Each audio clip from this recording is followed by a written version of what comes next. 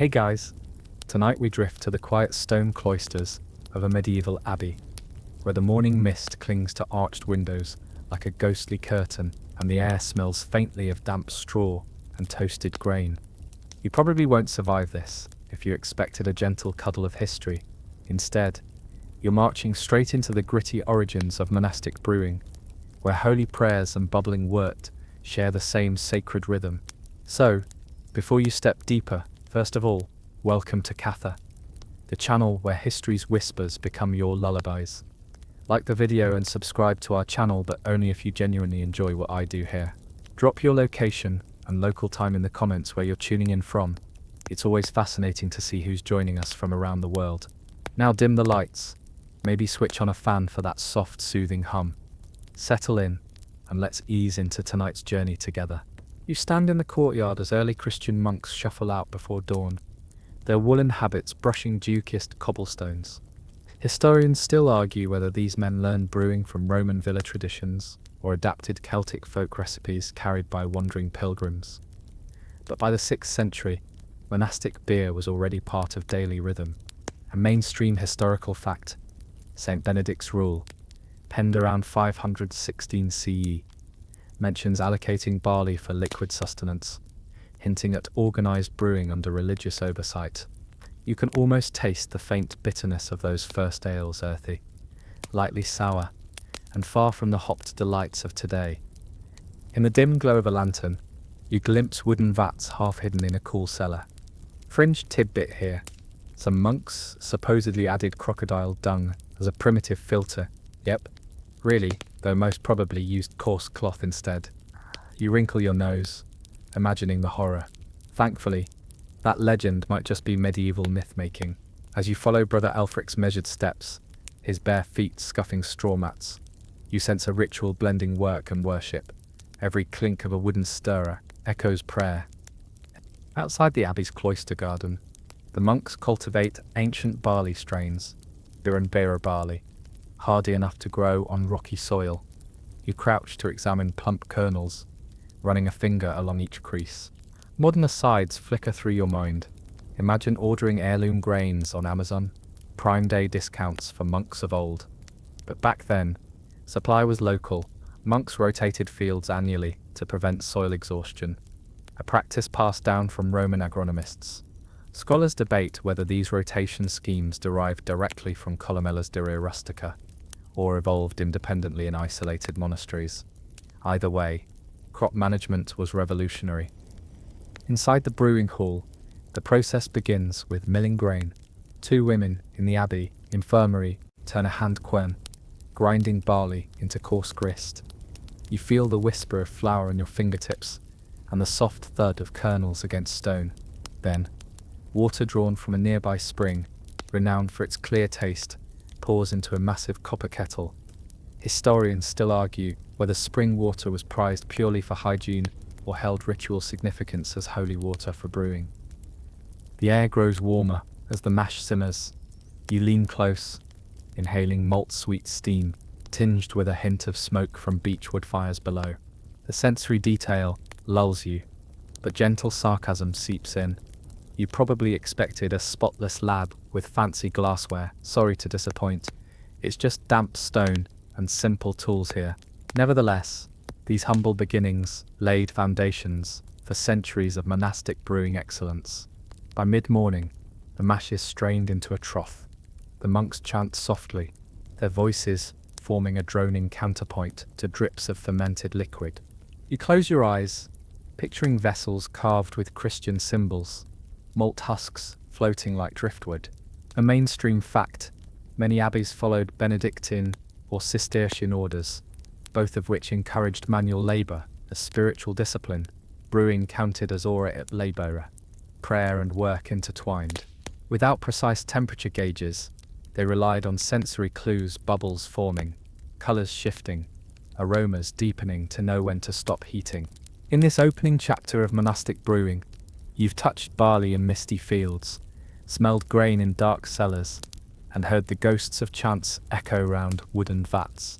You feel the slow pulse of centuries, how solitary prayer and practical necessity melded to produce a humble drink that sustained monks through fasting, illness, and manuscript copying.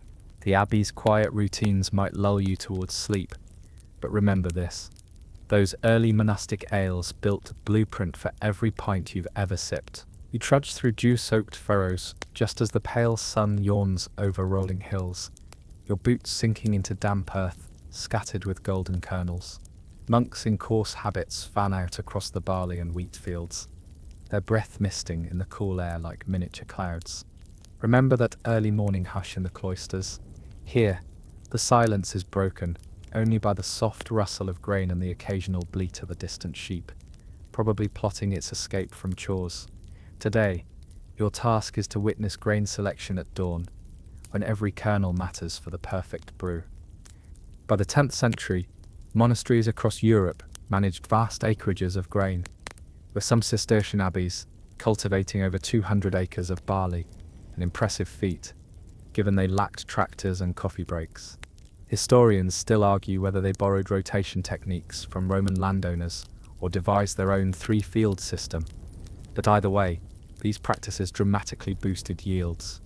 You kneel beside Brother Guillaume, watching his calloused hands sift through stalks, separating plump heads from ragged stalks. Quality over quantity, he murmurs, the words vibrating through the chilly air. That's your first Feinchem historical fact.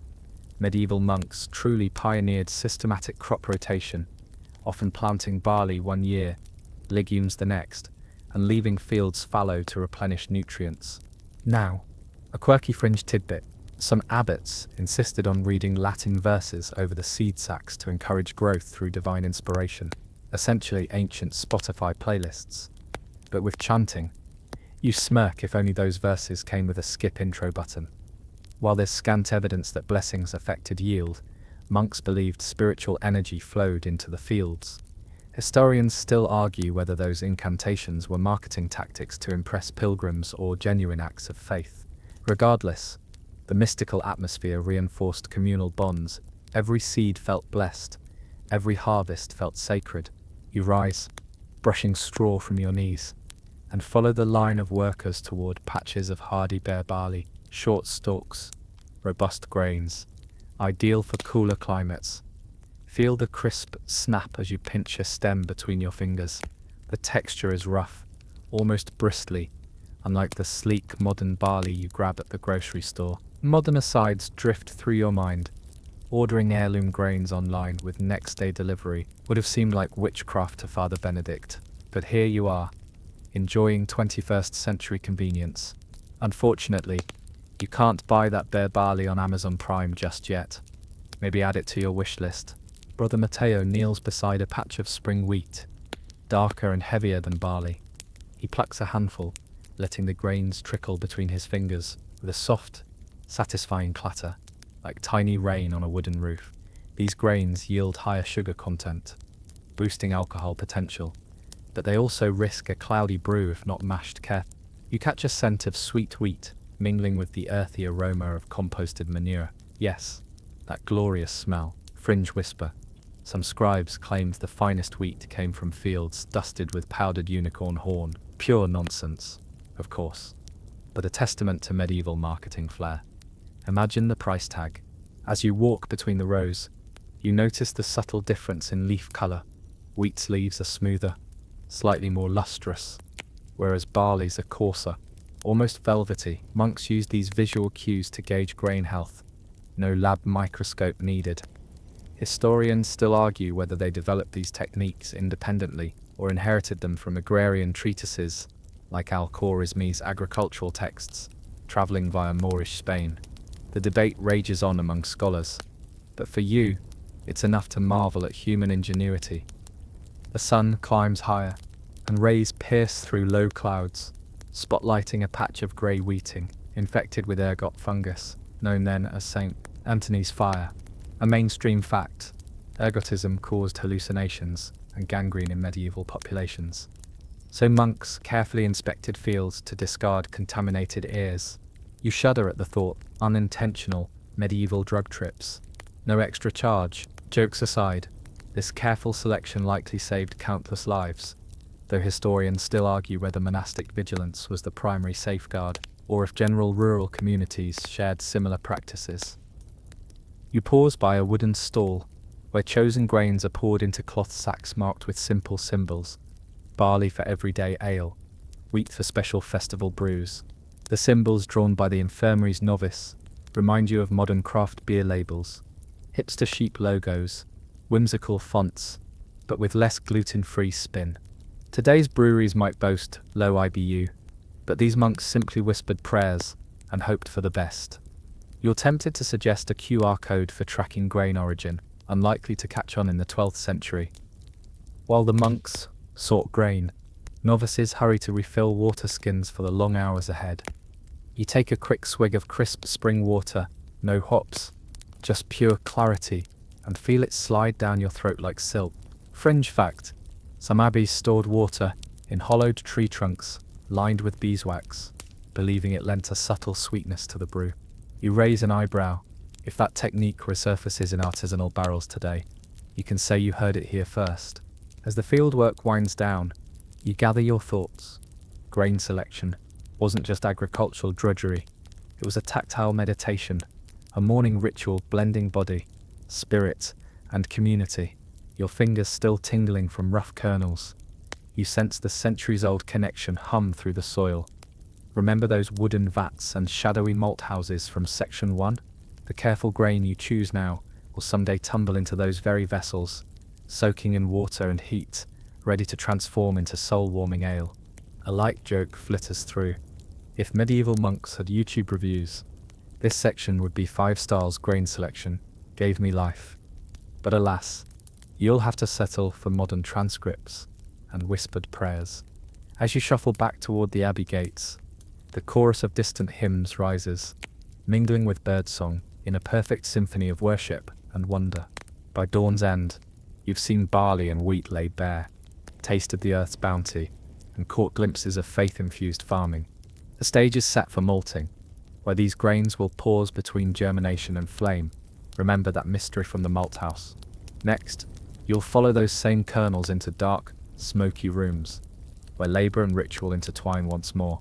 But for now, let the memory of dew-laden fields and hushed voices lull you a bit closer to slumber. You step inside the abbey again, your cloak damp from the morning's mist, just in time to watch a monk kneel by the wellspring. He dips a ladle into the cool, glistening water and drinks without hesitation, clear as glass, crisp as mountain air. You blink at the purity of it. For these monks, water isn't just a necessity, it's a sacred starting point. Tonight, you follow the stream from source to brewpot, learning how water, so easily overlooked, was the lifeblood of medieval monastic beer. Let's start with a mainstream historical fact. Medieval brewing absolutely depended on access to clean, reliable water, and many monasteries were strategically built near natural springs or rivers specifically for this reason. St. Gilles' plan, an idealized layout of a Carolingian monastery from the 9th century, includes not 1, but 3 water mills, emphasizing just how central water was to monastic function. You trace a groove in the stone floor where centuries of feet and barrels wore a soft trench, leading from spring to brewery like a pilgrim's path. Water is fetched at dawn, again mid-morning, and once more before the evening's boiling. Why so often? Because this isn't your flip-a-faucet lifestyle. This is bucket hauling, back-aching, shoulder-bruising labour. Historians still argue whether monks preferred spring water for health reasons, religious symbolism, or just convenience. What's clear is that they knew bad water equals bad beer, and in an era when waterborne illnesses were common, beer was safer than plain water. Boiled, fermented, and blessed, it was a liquid salvation. There is fringe tidbit time. Some abbeys believed their well water had divine properties. One famous story from Reichenau Abbey claimed that a saint's relic had been dipped into the main cistern, turning all the water miraculously sterile. You might roll your eyes, but if your 11th century immune system were on the line, you drink that water with extra reverence. One monk even claimed his indigestion vanished after switching from river brew to holy spring ale. Science or placebo? You decide. You follow Brother Marcus as he carries two heavy wooden pails toward the brew room. He walks with the same slow deliberation you'd use while carrying hot tea through a dark hallway. Every drop matters. The air in the brewery is cool and quiet, like a chapel before mass. You lean in as water's first contact with malted grain begins, a steaming kiss between earth and stream. Before that mash even starts, though, monks sometimes let water sit in open barrels for hours to breathe. Sounds like pretentious wine speak, but in reality, it allowed particulates to settle and odd flavours to mellow. Some abbeys even lined their cisterns with lead, not ideal. Obviously, but not out of ignorance. Historians still argue whether the monks truly understood lead poisoning, or just valued lead for its durability and ease of maintenance. Thankfully, most preferred wooden tanks or clay pipes. The brewing begins. Water, heated over a slow fire, begins to bubble gently, as if whispering a prayer, back to the monks who fetched it. You peer into the copper cauldron as steam rises in ghostly ribbons, wrapping around rafters like incense. Monks gauge temperature the old-fashioned way, dipping fingers, watching how fast steam curls, or judging by the sound it makes. A low hiss means gentle heat. A sharp spit signals danger. No thermometers, no gadgets, just intuition sharpened by years of repetition. Your breath fogs as you step back into the outer corridor, where a narrow aqueduct trickles beside your boots. It feeds the grist mill, an enormous stone wheel, groaning under the weight of its own purpose. This is where water does more than clean or heat. It powers. It moves. It labours. Monastic beer wasn't just spiritual. It was industrial, with water as both blessing and beast of burden. Modern aside, imagine brewing your favourite IPA using only water carried in by hand. Makes that tap at your local brewery seem downright magical, doesn't it? And yet, in their world, water was more than an ingredient. It was a test of discipline, a call to mindfulness, a reminder that even beer begins in stillness. Fringe twist. In some regions, monks believed the sound of flowing water could drive out evil spirits from the brew. A little superstitious? Sure, but try spending months in a cold abbey with no Wi-Fi and tell me your beliefs wouldn't get a little spicy. As evening closes in, the monks offer a quiet prayer beside the cistern, giving thanks for that day's clean draw. They whisper gratitude not just for life, but for taste, for clarity, for coolness, for the faint sweetness in their sacred brew. You're reminded that in monastic life, the ordinary often hides the divine. Water wasn't just practical, it was liturgical. You return to your guest cot with damp boots and a full heart. You've seen something simple, water revealed as sacred choreography, fetched, carried, heated, blessed, and blended. In the echo of dripping water and creaking barrels, you hear history breathing, and you can't help but wonder, how often do you overlook the sacred in the simple? That next sip of beer, that next splash on your face, maybe pause, maybe honour it. And so, in the quiet shadows of the abbey, where spring water flows like a hymn through stone, you slip a little deeper into the hush of night, just as the mash tun begins its next sacred cycle. You wake to the low creak of a door and the smell of something vaguely sweet, earthy, nutty, and just a little like morning toast. The malt house awaits. You shuffle along behind a monk whose name you've already forgotten, something like Brother Thomas or Brother Not a Morning Person.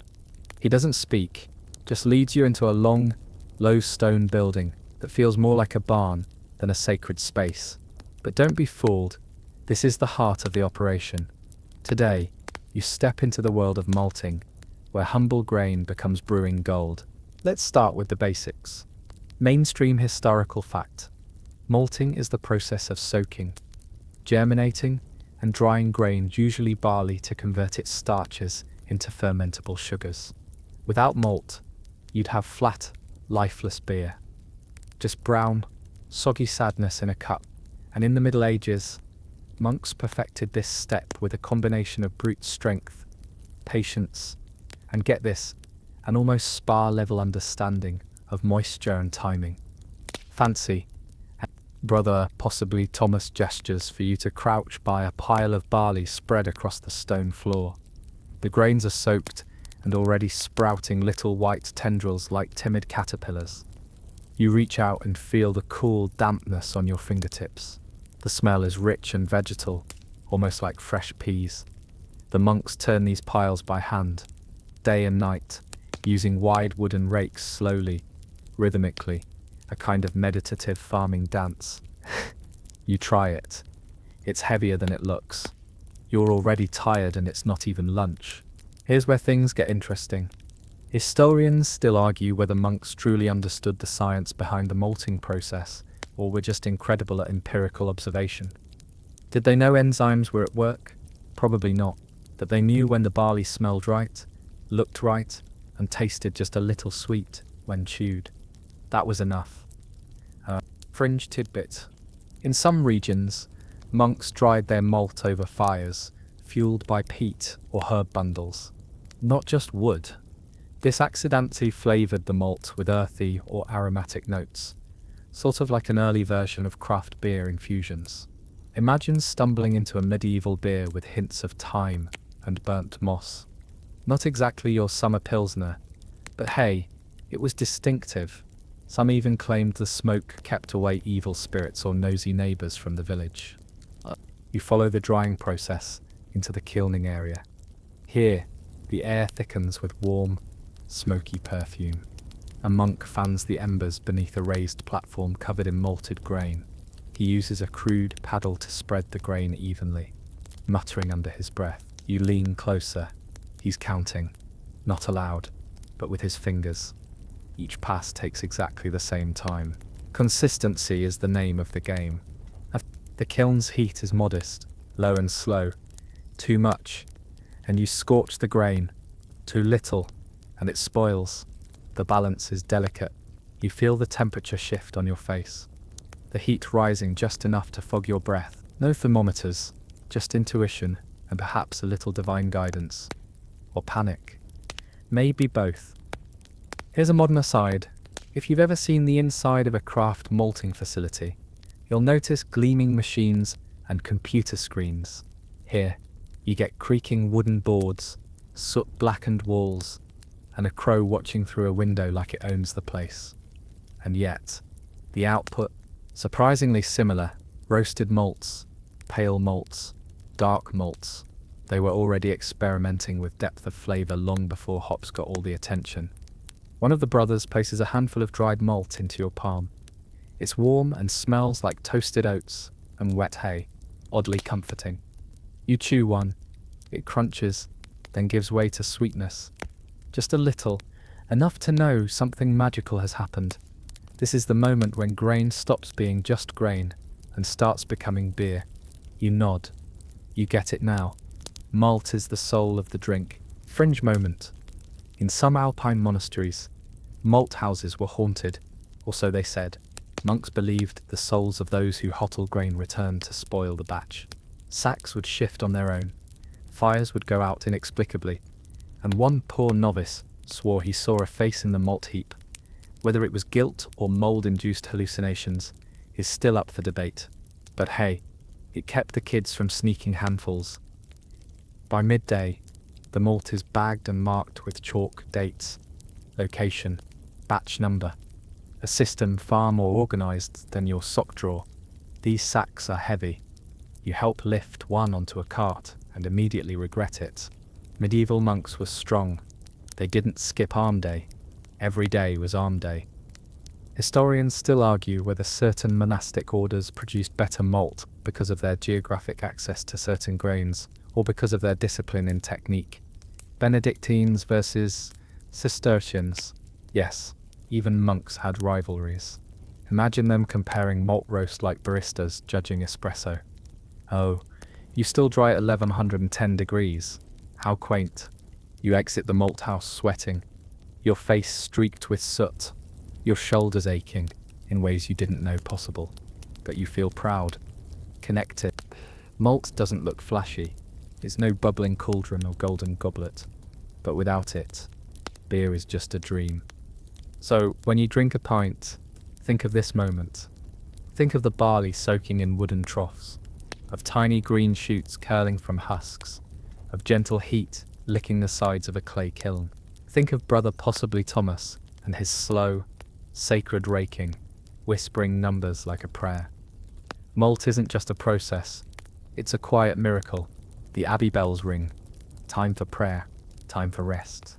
You brush malt dusts from your cloak and step outside, where the light has softened and the wind smells faintly of smoke and barley. You smile. You're one step closer to that medieval ale. The sun hasn't quite risen past the bell tower yet, but the brewing room is already warm. Not from sunlight, but from steam and spice. You step inside and your senses are immediately greeted, ambushed by an odd but oddly soothing mix of smells. Damp wood, barley, and something herbal. Maybe floral. Is that juniper? Welcome to the part no one tells you about in history class. The adjuncts. Before hops took center stage, medieval monks brewed with whatever their gardens, forests, or trade wagons could offer. And today, you're going to dig through that aromatic treasure chest of brewing ingredients, the herbs and spices that made monastic beer far more than just liquid bread. Let's open with a mainstream historical fact. Prior to the widespread use of hops in Europe, which only became common in the 13th-15th centuries, brewers, monastic or not, used a mixture known as gruit. Gruit could include any combination of herbs like yarrow, mugwort, rosemary, juniper berries, heather, even bog myrtle. That's right, bog myrtle, which, honestly, sounds more like a cranky aunt than a plant. And you crouch next to a wide wooden table where Brother Alaric is sorting dried plants into neat piles. Each has its own personality. The mugwort smells bitter and earthy, the juniper sweet and sharp, almost piney. You hold a dried flower to your nose, meadow sweet. Maybe it smells like honey and almonds with just a whisper of sadness. Or maybe that's just the medieval air quality. Here's a delightful fringe tidbit. Some monks believed that group combinations could ward off demons or enhance spiritual visions. Mugwort in particular was seen as a protective herb, burned during exorcisms or mixed into salves. So yes, your beer might also serve as a DIY anti-haunting kit. 2 birds, 1 ant. Brother Alaric begins measuring herbs with a carved wooden spoon, and each scoop seems ceremonial, like seasoning a potion, not a beverage. She pauses, hands you a pinch of crushed juniper, and gestures toward the boiling cauldron. You hesitate. He nods. You toss it in. It disappears with a quiet hiss. You feel like you've just participated in something ancient, something sacred, even if your only contribution was glorified seasoning. Historians still argue whether gruit recipes were passed down in sacred secrecy or just scrawled on the back of leftover parchment, but there's little consistency between abbeys. One monastery's restorative blend might be another's mild poison. The idea of regional flavour was alive and well, even if your region included accidentally ingesting hallucinogenic herbs before Vespers. The air grows thicker with aroma. Steam curls through sunlight slanting in from a stained glass window, painting the brewing bench in green and red and gold. You rub your sleeve across your eyes, and for a second, it feels like you're inside the world's slowest tea kettle. There's something deeply calming about it, though, like standing inside a steeping memory. Brother Alaric explains in slow, soft Latin how each herb affects the final brew. Yarrow gives a soft bitterness and slight numbing effect. Heather brings floral sweetness. Bog myrtle, a personal favourite, adds peppery brightness. Hops, by contrast, are noticeably absent from this room. You ask why? He shrugs. Too bitter, too modern, not yet part of their world. Here's a modern aside. If you pitch this herbal brew at a craft beer festival, some folks would throw money at you, others would throw it back at you. These flavours aren't for everyone, but back then, flavour was less about pairing with cheese and more about not dying from spoiled water. Though to be fair, some monks did experiment with cheese pairings. Blue mould and bog myrtle. You help stir the cauldron slowly, watching herbs swirl like a medieval potion. The monks don't just dump everything in at once. Some ingredients are added early to extract bitterness. Others go in late, preserving aroma. The process is surprisingly refined, more chef than farmer. You begin to appreciate how monks were scientists in robes, playing with chemistry through flavor and fire. Another fringe fact: some monasteries kept herb gardens not just for medicine, but specifically for brewing, and sometimes these herb blends were guarded more tightly than relics. Pilfering a monk's group recipe was a serious offence, one even recorded in a 12th century complaint to an abbot in Ghent. It read, in part, "Brother Gerard hath stolen my meadow sweet and mugwort, and used it without blessing," the medieval version of a lawsuit, basically. You sit back on a stool, watching the cauldron bubble and pop softly. The mix smells sharp and green now, less like beer, more like someone is brewing an elvish tea. And maybe that's the point. This wasn't just ale, it was nourishment, medicine, sacrament. It was something more than the sum of its parts. Historians still argue whether this herbal tradition was lost due to the rise of hops, or stamped out by brewing guilds who wanted more control over production. Either way, most of these recipes faded into obscurity, leaving behind little more than poetic names and a few vague notations in monastic manuscripts. And now, here you are, staring history back to life. As the monks ladle the wort into barrels to rest and cool, you inhale deeply. The scent is wild and strange, but somehow comforting, like something ancient remembering you. You help wipe down the table, dusted with dried leaves and fragments of flowers, each one once chosen with care. You feel tired, not from the labour, but from the sheer calm that's taken hold. And so, in the midst of herbs, steam, and old stone walls, you learn the quiet art of flavour. Before hops, before rules, there was instinct and earth and prayer. There was bitter yarrow and sweet heather. There was mugwort, meadow sweet, and a hope that the next batch might taste even better than the last. Let that thought linger. Let it steep. Let it carry you gently toward rest. The brewing hall is still hazy from yesterday's herbal symphony. Juniper and mugwort have sunk into the stone walls, lingering like old chants in the air. But today, it's not about scent, it's about structure, equipment, if you can call it that. Forget chrome pipes and digital readouts. This is brewing with logs, leather, clay, and pure, unfiltered guesswork.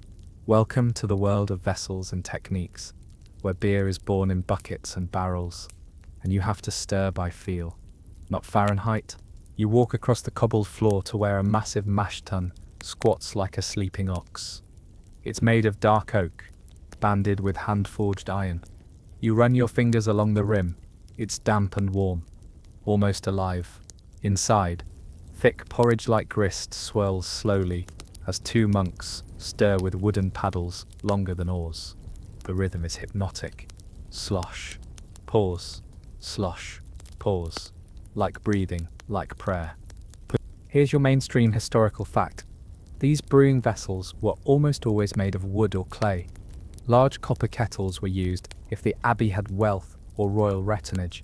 But for most monasteries, oak and ash tubs did the trick. They were lined with wax or pitch to prevent leaks. Cleaning them? A nightmare. But they worked, and they held flavour sometimes for years. You try lifting one of the stirring paddles. Nope, not happening. The thing weighs more than your entire upper body. Brother Edric chuckles softly and says something in Latin that sounds suspiciously like weak arms. Strong spirit. Thanks, brother. Here's a quirky fringe tidbit. Some brewing vats were named like ships. One English abbey referred to its fermentation barrel as the Prophet's Cup. Another went with St. Frost's Bath. You grin, imagining monks toasting a barrel like sailors toasting the sea. May our ale rise and our sins fall. Historians still argue whether the design of these vessels originated with Roman winemaking tools, Norse fermenters, or something uniquely monastic. But what's clear is that every abbey had its own twist. Some drilled tiny holes for heat escape, others lined vessels with cloth to filter husks, and one even shaped its tubs in perfect circles for divine symmetry. Just in case God peeked in and took notes. You step over to a smaller vessel, a kind of clay-lined trough called a coolship. It's shallow and wide, designed to cool the hot wort before fermentation. The monks pour steaming liquid in, and you watch as it slowly loses its shimmer.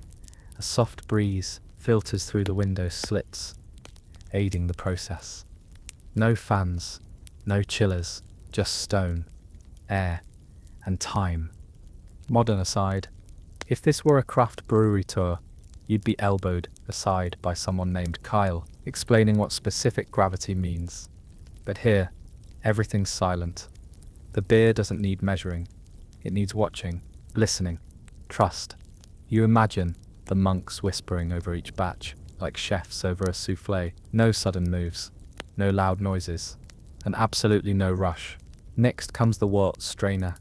It's essentially a big basket woven from willow branches, known in some abbeys as a mashing broom.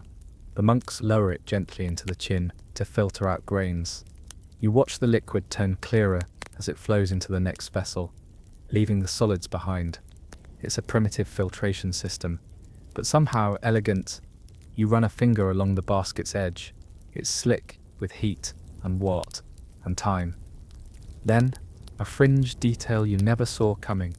Some monks used linen, soaked in boiled hops or herbs, as a makeshift filter, pressing it against the vessel, opening to clarify their brew. Imagine brewing beer through a giant herbal tea bag. Effective, occasionally, delicious, unpredictable, clean, probably not. But it gave the ale a unique character, especially if the cloth had been washed in local river water, which, let's just say the taste was probably vintage. You paused to rest on a stool as the monks finished transferring wort into a new barrel. The lid is clamped with wooden wedges and sealed with wax. No valves, no pressure gauges, just experience. Historians still argue whether they truly understood microbial fermentation or just chalked it up to God's blessing. Either way, they learned to wait and trust and occasionally cry when things went off. The room grows warmer as afternoon light filters through high windows. You lean your head back and study the rafters. A bird flits by, a sparrow, maybe, and suddenly the stillness makes sense. Brewing here isn't just chemistry, it's meditation. You're not just watching ingredients change, you're watching yourself slow down. Brother Edric offers you a taste from a ladle dipped into the last cooled batch. It's sweet, grassy, a little nutty. No alcohol yet, but the promise is there. It's like tasting dough before the bread bakes, raw potential, hidden magic. He smiles and says, "Not yet beer," but it dreams of it. A perfect summary. These vessels, wooden tubs, clay cool ships, herbal filters, are the dreaming beds of monastic beer, and their simple, handcrafted presence makes you appreciate every complexity that comes later.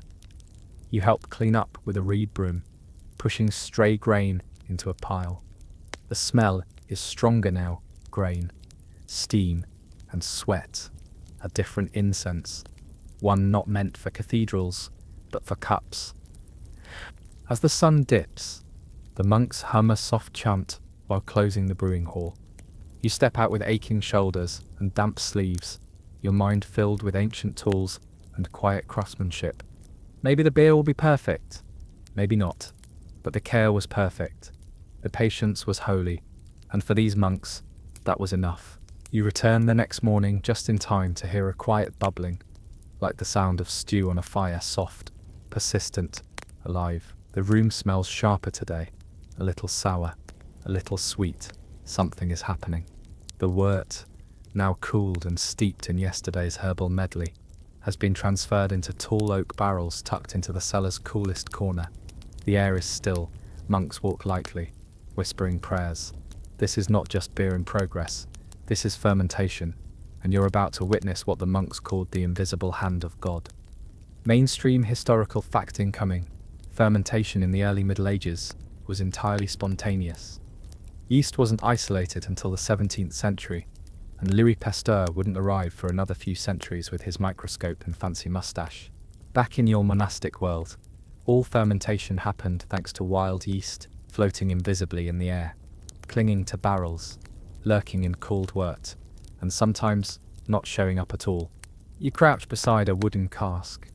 There's no plug, no spigot, no lid, just a thin layer of linen, stretched across the top to keep flies out while still letting the wild yeast do its thing.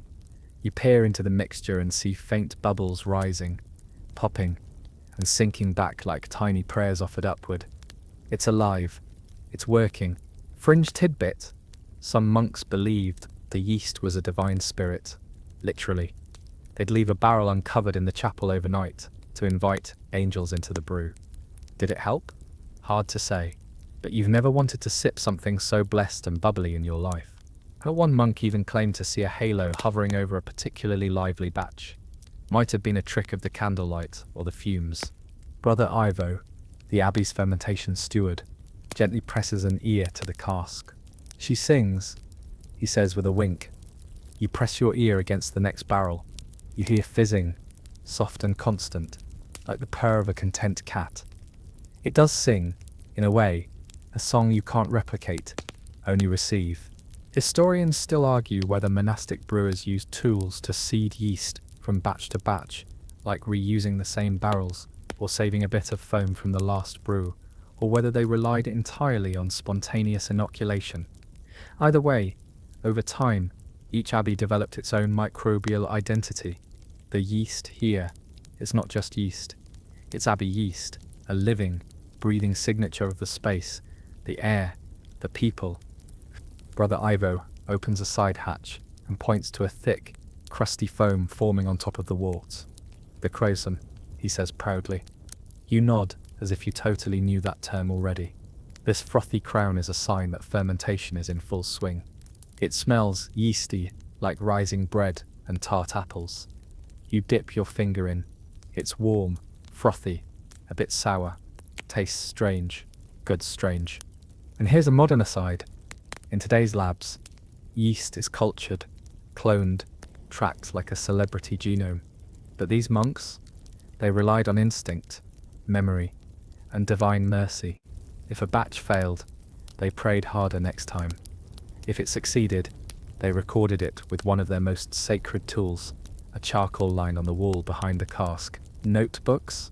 Too risky, a gust of wind and poof, there goes your brewing legacy. But let's take a detour into the idea of fermentation as mystery. Fringe fact, some abbeys wouldn't allow novices near the fermentation cellar, not because of contamination risk, but because they believed it would confuse the beer's spirit. Monks even debated whether sour beer was the result of bad yeast or a wandering demon. Either way, they'd throw in extra prayers and maybe a sprig of blessed juniper, just to be safe. The room grows warmer, the barrels sweat, the yeast feasts, the air becomes heavy with carbon dioxide and scent. You feel a little drowsy, not just from the aroma, but from the atmosphere, a strange, humming peace. Brewing, it seems, isn't always active. Sometimes, it's just waiting, watching, trusting.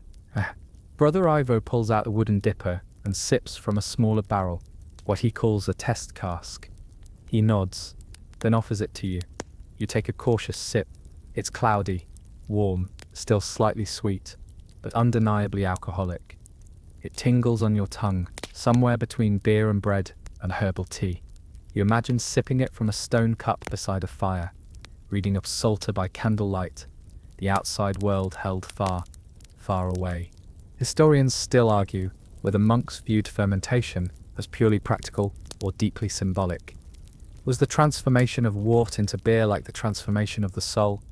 Was yeast the Holy Spirit, invisible and powerful? Or was this just how they got through Lent without collapsing from malnutrition? Probably both. You spend the afternoon helping rotate barrels, wiping spillage, and watching the slow bloom of foam across the tops. It's soothing, like watching clouds change shape. You learn that monks would often taste beer at 3 key moments. After 1 day, to check activity. After 3, to test flavour. And after a week, to bless or discard. Nothing was bottled yet. Nothing was rushed. One last fringe twist. Some abbeys held yeast blessing ceremonies with full choir participation. chanting over open casks to thank God for fermentation. Some records suggest the yeast foamed more vigorously during chants. Coincidence? Probably. Still, if monks believed their voices could coax yeast, who are we to say otherwise? By the end of the day, you've tasted living beer, spoken with a man who listens to foam, and witnessed the world's quietest miracle, transformation without touch. The yeast works in shadows, in silence, like all sacred things.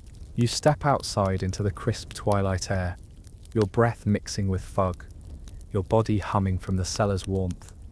Somewhere, yeast is still feasting, still frothing, still turning humble grain into joy. And somewhere in your mind, a little voice whispers, "Let it work, let it be." You exhale, you smile, you rest. You return to the brewery, just as a cold wind rattles the wooden shutters. The air smells sharper today, less sweet, more finished.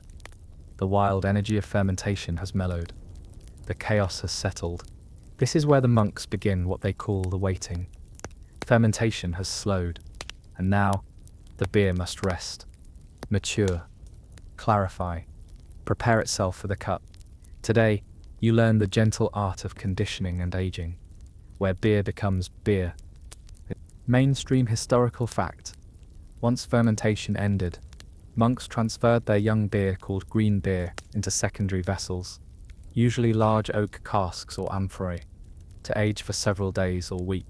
This resting phase allowed unwanted sediment to settle, sharp flavors to mellow, and carbonation to develop slowly. There were no artificial bubbles here, just time, gravity, and stillness. You descend with Brother Leon down a winding stone stair into the abbey's deepest cellar. It's cold, damp, smells like mold and miracles. Rows of thick barrels line the walls like slumbering giants. Each is tagged with a wooden token bearing the date, brew type, and sometimes a single word: mild, bitter, strong, or your favorite, hode. You run your fingers along one, feeling the cold sweat of condensation. These barrels aren't just containers, they're wombs, and inside them, something is becoming. Brother Leon places a candle on a barrel head. The flickering light reflects off the damp floor and curves of oak. He says nothing at first, just listens. You try it, too. There's a faint creaking, the occasional pop, a soft glug from a fermenting cask nearby. The cellar is alive, just more quietly than yesterday. Here's a quirky fringe tidbit. In some abbeys, beer barrels were kept under lock and key and guarded not from thieves, but from monks themselves. Apparently, Brother Rusmond had a habit of sampling every night for spiritual inspection. After 3 weeks of exceptionally enthusiastic inspections, the abbot had the keys confiscated and nailed a note to the barrel. "This is not the chalice of Christ." You help Brother Leon siphon a small amount of beer from a resting barrel, using a hollow reed tube called a beer thief. It's exactly what it sounds like. The beer pours into a clay mug, thick, amber-hued, still slightly cloudy. You sip. It's smoother now. Rounder. The bitterness has faded into warmth. There's a touch of sweetness and a whisper of rosemary from the groot herbs. No chill, no bubbles, just depth. Historians still argue whether monks aged beer primarily for flavor or preservation. In some regions, especially during hot months, young beer was consumed quickly to prevent spoilage. In others, especially in colder climates, long-aged beer was a winter delicacy. What's certain is that monastic cellars became places of storage and experimentation. Some brews matured for days, some for months. A few were forgotten entirely. Brother Leon shows you a barrel half buried in cobwebs, dated 2 winters ago. "Strong," he says, tapping the side. You ask if it's safe. He just shrugs, then grins. You take a cautious sip. It's intense, malty, alcoholic, almost meaty, like bread and brandy had a child. You cough. He laughs. "For guests," he says. "You're on yang. You also might need bread." Here's a fringe moment you didn't expect. Some monks believed aged beer should be tasted only during certain psalms. Psalm 104, he makes grass grow for the cattle, and plants for man to cultivate, that he may bring forth food from the earth and wine that gladdens the heart of man, was a favourite. So yes, liturgical tasting, the holiest happy hour. You help roll a fresh barrel into a darker corner. The process is surprisingly physical. Beer weighs a lot. The monks use padded wooden levers and angled ramps. There's no forklift here, just teamwork and back muscles forged by daily labour and zero Pilates. Brother Leon walks you through their aging log, a giant slate board hanging from a hook. Symbols mark barrel status. A circle means resting, a cross means tasting day, and a star means ready. You notice a barrel marked with 2 stars. He nods. Feast's day brew. You make a mental note to stick around for that. As modern aside, today's beer conditioning is precise. Cold crashing, CO2 injection, pressurized kegs. But the monks, they trusted the earth, the cool of the stone, the slowness of shadow, and frankly, their beer didn't suffer for it. It might not have sparkled, but it glowed with warmth, honesty, and that unmistakable taste of time. Fringe bonus, in some Bavarian abbeys, aged beer was sometimes mixed with honey and herbs before serving, a precursor to modern meads and winter ales. One monk reportedly added cinnamon in honor of the Magi, another, clove and anise to chase away melancholia. You suddenly realize monastic brewing wasn't just about taste. It was about healing, ritual, storytelling.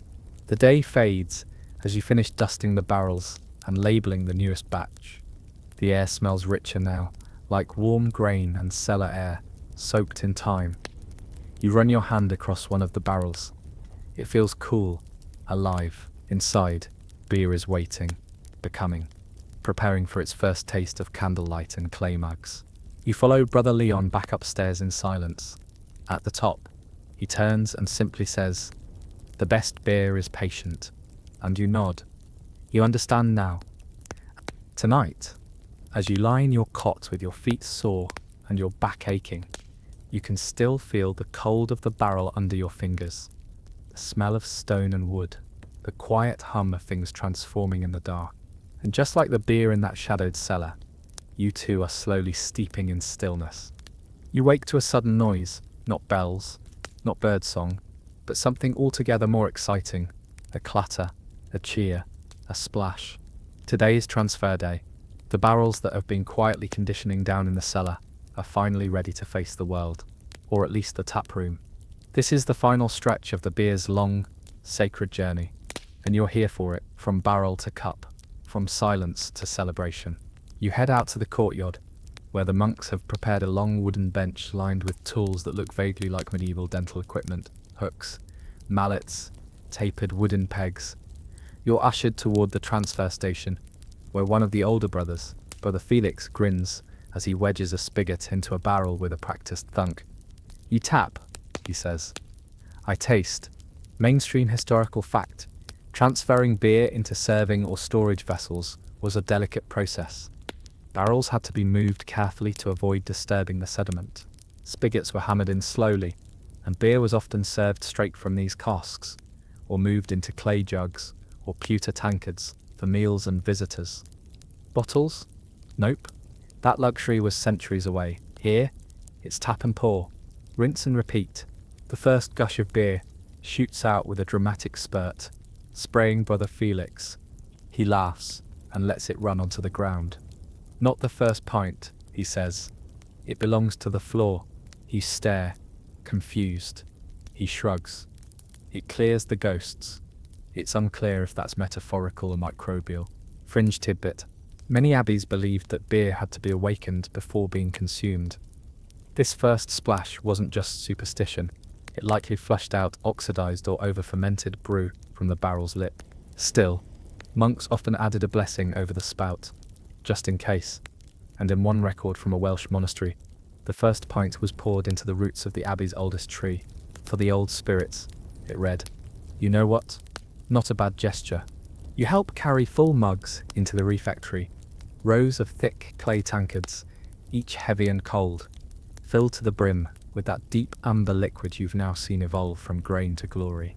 The monks gather, still in silence, but with unmistakable excitement. A feast is near. But first, a taste. You sit down, your mug in front of you, watching steam rise faintly from its surface. Brother Felix raises his cup and murmurs a blessing, not a sermon, not a spectacle, just a line. What was once grain is now joy. Let us be thankful. Everyone drinks. You sip. And you're shocked. It's good. Like, actually good. Smooth. Full-bodied. A little hazy. With a soft sweetness and just the gentlest herbaceous finish from the gruit. It's not modern beer. Not fizzy or bitter. But it's something else. Something deeper. It tastes like earth and effort and patience. You taste the stone cellar, the juniper steam, the days of silent stirring, and the weeks of quiet waiting. Historians still argue whether monks cared about flavour the way we do today, or whether taste was simply a byproduct of necessity and ritual. But it's clear, they drank their beer slowly, attentively, with reverence. Meals weren't loud affairs. The Benedictine rule even advised meals in silence.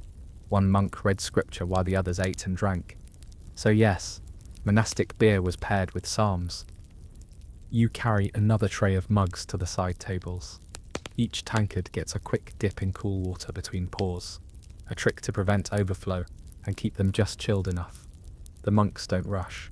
No one's chugging. They sip, they pause, they reflect, and every now and then they smile. Here's a quirky fringe custom. In some orders, beer was assigned based on rank. Novices got the lightest ale, senior monks, the strong stuff. One record tells of a particularly clever novice who kept swapping mugs with his abbot until he was found speaking Latin backward during complaint. Classic medieval prank. Brother Felix walks with you back to the brewery, now quiet after the flurry of pouring. You stop at a nearly empty barrel, and he is one last sip from the spigot. This one, he says. We brewed after Brother Andrew's passing. And he nods solemnly. Was he a brewer, you ask? No. Felix says, but he always complained the beer was too weak. We made this one strong enough to shut him up in the afterlife. You laugh, softly. Monks, humble, holy, and occasionally petty, you love them even more. Modern aside, today's taprooms have tasting flights, digital menus, and pun-filled beer names. But here, it's just one kind of ale. No variations, no options. You either like it or you learn to like it. And honestly, that's kind of refreshing.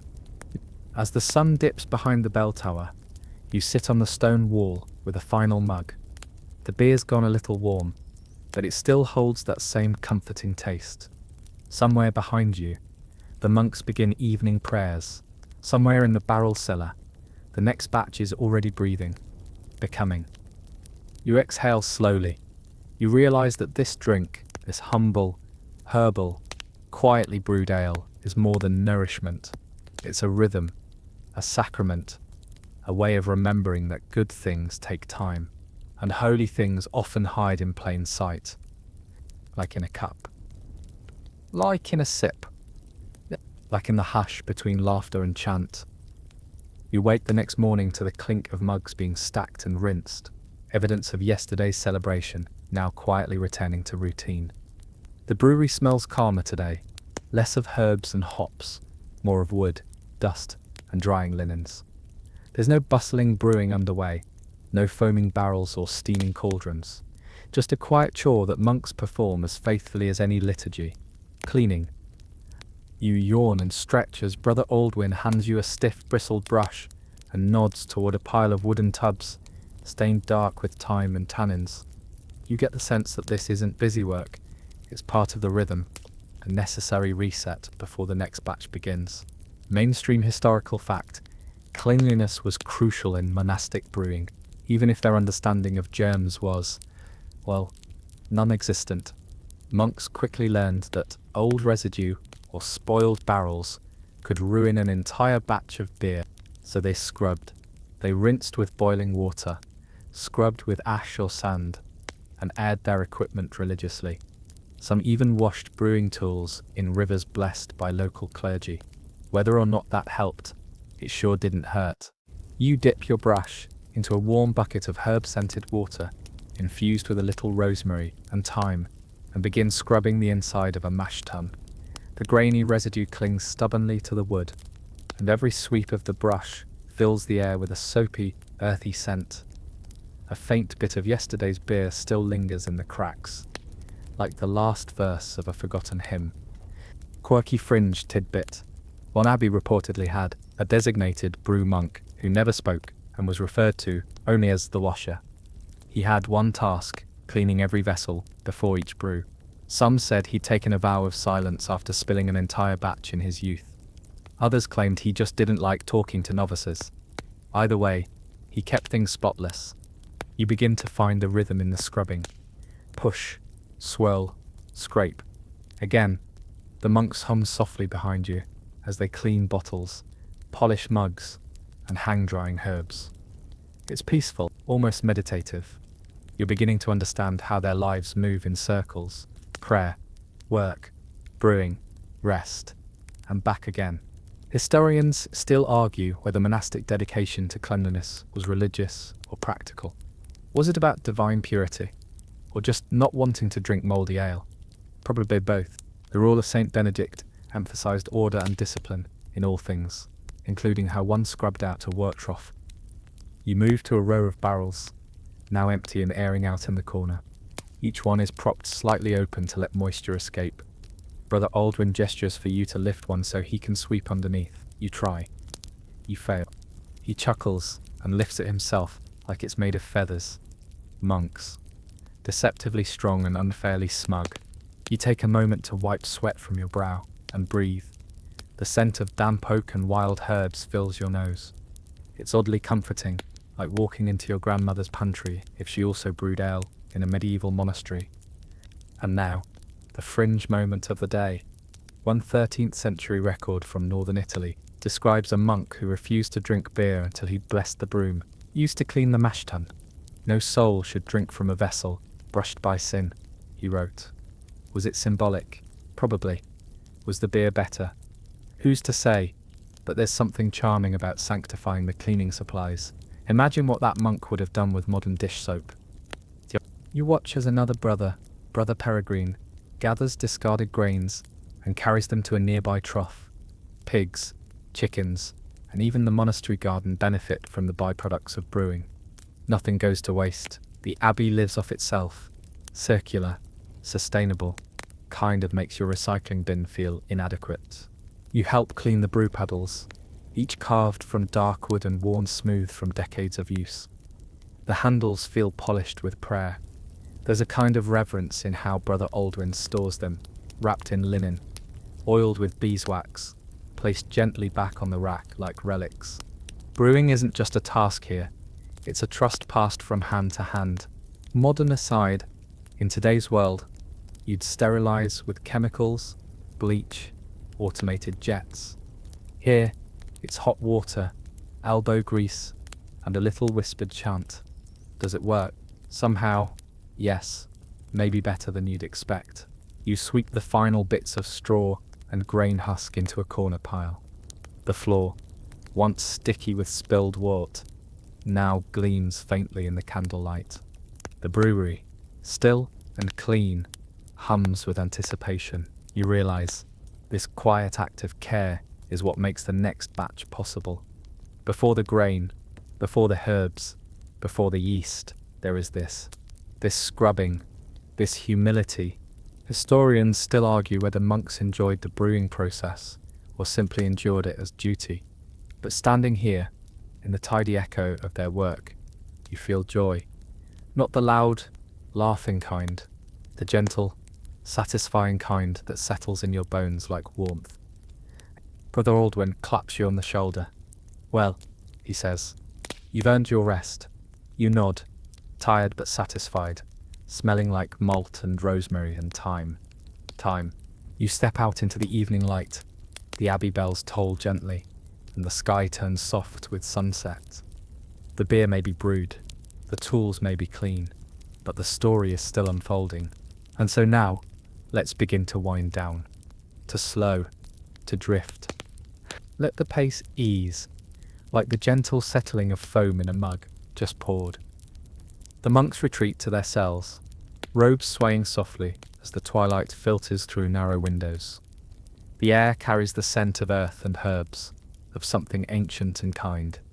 The brewery, now silent and clean, seems to hum with remembered laughter, whispered prayers, and the quiet rhythm of wooden paddles stirring wort.